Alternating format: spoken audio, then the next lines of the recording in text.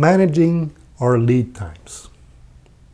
First, we have to recognize that there are two types of lead time.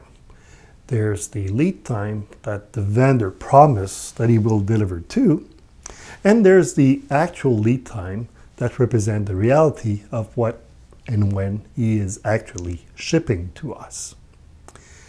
We need to work with both.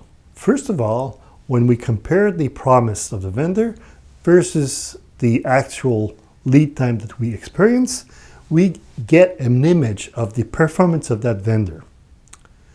Second, we need to know the lead time in order to establish our inventory parameters. The safety stock is in direct relation with the lead time in time. So the bigger the lead time, the more safety stock we need to carry. When we look at the min in our min-max system, the min is a safety stock based on lead time plus the forecasted demand during the lead time. So again, we have the two elements that are related to lead time. We calculate the lead time based on the history of our receipt. We calculate the lead time by transport mode by vendor. So for each transport mode, each vendor, for the same part, we look at all the lead time that we have in our history. And typically what we will want to do is, if we have enough history, we will eliminate the longest lead time and the shortest lead time and calculate the average lead time on the remaining values. This is for the vendor lead time. We also have an internal lead time.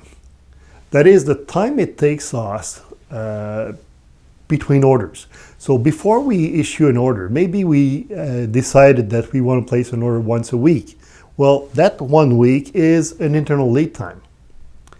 Also, when we issue an information to the buyer, it's time to buy.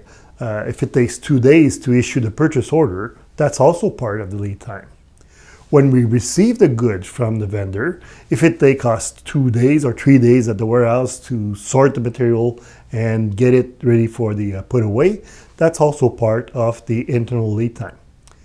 So typically we want to manage both the vendor lead time and the internal lead time. And for inventory management purposes, we are looking at the total lead time, the total of these two times. Another thing with lead time is that those who want to better manage their lead time are doing expediting. So if the vendor is late, we will expedite the order and make sure that the vendor is giving us constant, regular, and short lead times. So basically, we want to work with the reality, and that will be the lead time that we will use to calculate our min-max in IMAFs.